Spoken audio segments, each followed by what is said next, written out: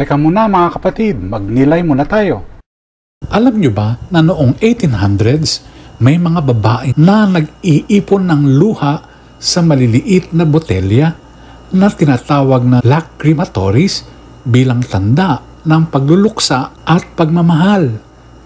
Ngayon, ginugunita natin si ina ng kalungkutan or Mater Dolorosa na hindi nag-ipon ng luha kung hindi inialay ang mga ito sa Diyos sa paanan ng krus. Sa Ebanghelyo ni Juan, tahimik siyang nakatayo habang namamatay ang kanyang anak at sa halip na aliw, tinanggapan niya ang bagong tungkulin. Tayo ay naging kanyang mga anak.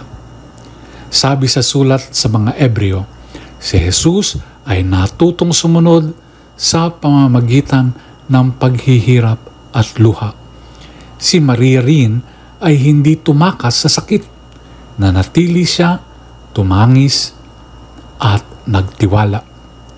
Ang kanyang katahimikan ay hindi kahinaan, kung hindi tibay ng loob na dulot ng pag-ibig. Dalhin po natin ang ating mga hinagpis sa kanya, ang ina nating lahat. Ina ng ating mga luha na nagtuturo sa ating magmahal kahit sa gitna ng pagdurusa. Pagnilayan po natin ito. Amen.